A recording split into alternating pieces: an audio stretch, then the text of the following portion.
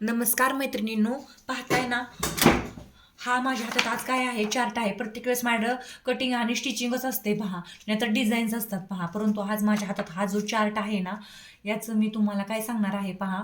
Top 10 tips ब्लाऊजच्या सांगणार आहे की या 10 टिप्स आहेत ना, म्हणजे ह्या टिपा तुम्ही जर समजून घेतला ना, तुमचा ब्लाऊज अगदी परफेक्ट येणार पहा.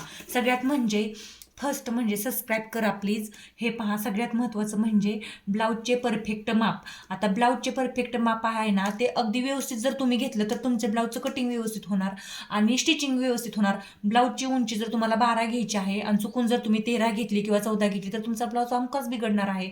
परंतु जर तुम्ही ब्लाऊजची उंची अगदी व्यवस्थित घेतली, म्हणजे परफेक्ट जर ब्लाऊजचं माप घेतलं, तर तुमचा ब्लाऊज हा परफेक्टच बसणार आहे. आता सगळ्यात महत्त्वाचं म्हणजे ब्लाऊजचे आर्महोल. ब्लाऊजचे हे जे आर्महोल असतं ना, आता माप तर तुम्हाला माहीतच आहेत. हे असते पहा आर्महोल. ह्या आर्महोलची उंची जास्त झाली म्हणजे तुम्ही हे आर्महोल जास्त सोडलं तर काखेमध्ये अशा गुड्या येतात. आणि ज्यावेळेस हे आर्महोल आहे ना कमी पडतं, त्यावेळेस काय होतं, काखेमध्ये ब्लाऊज बसतच नाही, म्हणजे मुंड्यात ब्लाऊज फिटिंगला येत नाही. म्हणून ब्लाऊजच्या आर्महोल देखील ब्लाऊजच्या स्टिचिंगमध्ये खूप महत्त्वाचे आहे, कटिंगमध्ये महत्त्वाचे आहे. तिसरं म्हणजे गळारुंदी. आता हे गळारुंदी आहे पहा, इथून असते ना, इकडच्या साईडला ही गळारुंदी असते आणि हे शोल्डर असतं. आता ही गळारुंदी आहे ना, ती जर जास्त झाली, ती मागच्या गळ्यावर डिपेंड असते पहा. कधी पण गळारुंदी असते ना, मागच्या गळ्यावर आणि पुढच्या गळा जास्त खोल असला तर ही गळारुंदी आणि शोल्डर कमी होत जाते. आणि मागचा गळा आणि पुढचा गळा हा खूप वरती असला तर शोल्डर आणि गळारुंदी वाढत जाते. म्हणून गळारुंदी आहे ना, ते पूर्णपणे मागच्या गळ्यावरती आणि पुढच्या गळ्यावरती अवलंबून असते. आणि जास्त जर झाली तर गळा खोल असला आणि तुम्ही गळारुंदी जर जास्त घेतली तर शोल्डर डाऊन होत जाते. डाऊन होत जाते म्हणजे ब्लाऊज इकडून इकडं गळत जातो पहा. म्हणून गळारुंदी ही तिसरी टिप्स आहे. आता चौथी टिप्स आहे ती परफेक्ट कटोरी. आता ही ब्लाऊजची कटोरी असते पहा. आता हे कटोरीचं मेजरमेंट जर तुम्ही व्यवस्थित नाही घेतलं, समजा तुम्हाला हा 32 साईजचा ब्लाऊज आहे आणि याला एवढंच कटोरी लागत आहे पहा, किती अगदी छोटी. हे कटोरी किती आहे, कटोरी आहे 5 इंचाची पहा. हा 5 इंचाच्या पेक्षा तुम्ही जर 6 इंचाची घेतली आणि व्यवस्थित असा सेट नाही दिला तर ब्लाऊज बिघडणारच आहे. परफेक्ट कटोरी घेणं पण तेवढंच महत्त्वाचं आहे. आता 5 नंबरला आहे ते म्हणजे पेपर पॅटर्न. हा सगळ्यात महत्त्वाचा पॉईंट आहे पहा. पेपर पॅटर्न हा सगळ्यात महत्त्वाचा पॉईंट आहे.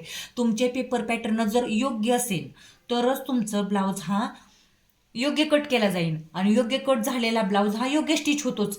स्टिचिंग करताना काय मेजरमेंट आपलं नेहमीप्रमाणेच असतं. स्टिचिंगपेक्षा कटिंगला जास्त महत्त्व आहे. पेपर पॅटर्न हा जर योग्य असेल, तुम्ही चांगला पेपर पॅटर्न बनवला असेल तरच तुमचा ब्लाऊज हा चांगला बसणार आहे पहा. आणि हा पेपर पॅटर्नचे भरपूर लाईव्ह व्हिडिओ मी अगदी स्टेप बाय स्टेप आहेत ना माझ्या चॅनलच्या लाईव्ह व्हिडिओमध्ये सेव्ह केलेले आहेत पहा. आणि तिथून जाऊन तुम्ही असं योग्य पेपर पॅटर्न हाईट वाईज आणि चेस्ट वाईज बनवू शकता. पेपर पॅटर्न हा सगळ्यात महत्त्वाचा पॉईंट आहे. ब्लाऊजच्या मापानंतर पेपर पॅटर्नच येतो. पेपर पॅटर्न नंतर 5वा पॉईंट आहे तो 6 नंबरचा आहे आणि तो आहे म्हणजे शोल्डर परफेक्ट. आता परफेक्ट शोल्डर म्हणजे हे शोल्डर इथून इथपर्यंतच नव्हे, हे तयार शोल्डर आहे. तर गळारुंदी आणि हे शोल्डर हे दोन्ही, गळारुंदी इथं असते पहा, ही उभी असते ना, ही गळारुंदी असते अशी, आणि हे शोल्डर. गळारुंदी आणि शोल्डर हे दोन्ही मिळून जे बनतं ना ते शोल्डर बनतं. आणि गळारुंदी साईडला काढल्यानंतर हे जे राहिलं ना ते तयार शोल्डर राहिलं पहा. हे शोल्डर जर तुम्ही मापापेक्षा जास्त टाकलं, खालच्या गळ्याच्या खोलीपेक्षा जास्त टाकलं किंवा कमी टाकलं तर ब्लाऊज तुमचा पूर्ण बिघडणार. आणि ज्यावेळेस शोल्डरमध्ये ब्लाऊज बिघडतो ना त्यावेळेस ब्लाऊजला काहीच करता येत नाही, म्हणजे तो ब्लाऊज अगदी पूर्ण बादच होऊन जातो. म्हणून परफेक्ट शोल्डर घेणं महत्त्वाचं आहे. आता बाहीची रुंदी. आता बाहीची रुंदी म्हणजे ही आर्महोलच्या साईडला जे जोडली जाते ना ती बाहीची रुंदी असते आणि या साईडला असते ना ती लांबी असते. लांबी कमी जास्त झाली काहीच प्रॉब्लेम होत नाही. परंतु बाहीची जर रुंदी झाली ना कमी जास्त तर एवढा मोठा प्रॉब्लेम होतो. ही एक तर कमी पडली तर बाही बसवायला पुरत नाही आणि तिकडून कट करून काढलं, कटोरच्या साईडचं कापड एक्स्ट्रा झालेलं तर ब्लाऊज छातीमध्ये बसत नाही. हे झालं बाहीच्या रुंदीचं. म्हणजे बाहीची रुंदी अगदी परफेक्ट येणं महत्त्वाचं असतं. कमी झाली तरी जमत नाही आणि जास्त झाली तरी जाणार. 8व्या नंबरचं म्हणजे डिझाईन. आता आपण ब्लाऊजच्या ज्या वेगवेगळ्या डिझाईन तयार करतो ना, त्यानुसार गळे ठरतात, त्यानुसार शोल्डर ठरते. बोटनेक म्हणलं की शोल्डर खूप मोठं असते पहा. आणि पॅचवर्कचे वेगवेगळे गळे डिझाईनला पण आता आजकाल खूप महत्त्व आलेलं आहे. साड्या खरेदी करतानाच लेडीज काय करतात, तर ब्लाऊज पाहून घेतात की मला याच्यावर कोणती डिझाईन पाहिजे, कशी बनवायची आहे, मला कसा ब्लाऊज त्याच्यावरती वेअर करायचा आहे. हे ब्लाऊजच्या डिझाईनला पण खूप महत्त्व आहे. आणि त्यानुसार आहे ना, ब्लाऊजसाठी अनुभव तुम्ही जे जास्त 10 वर्ष, 12 वर्ष, 8 वर्ष, 4 वर्ष असं ज्या लेडीज आहे ना ब्लाऊज शिवतात ना, त्यांच्याकडे तुम्ही बिनधास्त तुम्ही तुमचा कसं पाहिजे तसा ब्लाऊज शिवायला देऊ शकता.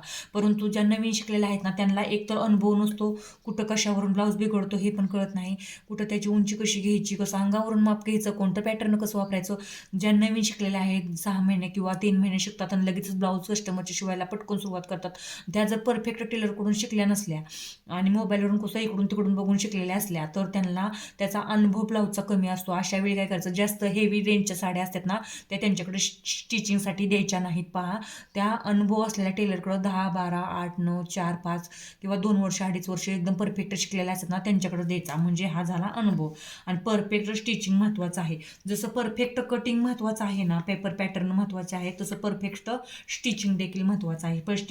स्टिचिंग म्हणजे शिलाई, परफेक्ट शिलाई. जर तुम्ही वाकड्या तिकड्या टिपा मारून शिलाई करत आहात, तुम्हाला अगदी गोट व्यवस्थित घालता येत नाही पहा, हा गोट आता व्यवस्थित घालता येत नाही, किंवा पाठीमागं पॅच बसवताना अगदी व्यवस्थित बसवता येत नाही.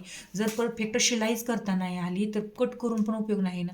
जेवढं कटिंगला महत्त्व आहे, जेवढं पेपर पॅटर्नला महत्त्व आहे, तेवढं पाठीमागच्या या सगळ्या शिलाई अगदी व्यवस्थित आल्या पाहिजे. कटोरी व्यवस्थित अटॅच करता आली पाहिजे, कटोरीचा टक्स व्यवस्थित मारता आला पाहिजे, कटोरीचे साईडचे फिटिंग असते ती व्यवस्थित करता आली पाहिजे. म्हणून मी म्हणते, कोणता पण ब्लाऊज असते त्याला परफेक्ट शिलाई आणि परफेक्ट कटिंग हे 2 महत्त्वाचे पॉईंट आहेत. म्हणजे परफेक्ट माप असणं महत्त्वाचं आहे, परफेक्ट पेपर पॅटर्न असणं महत्त्वाचं आहे की कटिंग चांगलं होईल, आणि परफेक्ट स्टिचिंग म्हणजे शिलाई असणं महत्त्वाचं आहे की जेणेकरून ब्लाऊज वेअर केल्यानंतर तो खूप छान बसला जाईल. या 10 टिप्स आहेत, त्या तुम्हाला ब्लाऊजबद्दल माहीत असायलाच हव्यात आणि असणं पण गरजेचं आहे. मी ब्लाऊजबद्दल आज तुम्हाला खूप सगळी माहिती सांगितली, 10 टिप्स सांगितल्या पहा. आणि हे तुम्ही शिका. ज्या शिकता आहेत ना त्यांनी या शिका, म्हणजे तुमचे ब्लाऊज अगदी व्यवस्थित बसणार आहेत पहा. या 10 टिप्स, याच्याकडे खूप महत्त्वाच्या टिप्स आहेत आणि याच्याकडं लक्ष देणं पण खूपच महत्त्वाचं आहे पहा. म्हणून मी काय सांगत आहे, या 10 टिप्स खूप महत्त्वाच्या आहेत. आणि या 10 टिप्स तुम्हाला आवडल्या असतील, तुम्ही इथपर्यंत व्हिडिओ जर पाहिला असेल, तर तुम्ही काय करा, माझ्या चॅनलला सबस्क्राईब करा, लाईक करा, शेअर करा. मेन पॉईंट म्हणजे कमीत कमी सबस्क्राईब तरी करा. तुम्हाला जास्त नाही काही करू वाटलं तर कमेंट करा या 10 टिप्स तुम्हाला कशा वाटले ते. आणि थँक्यू. वेलकम माय चॅनल.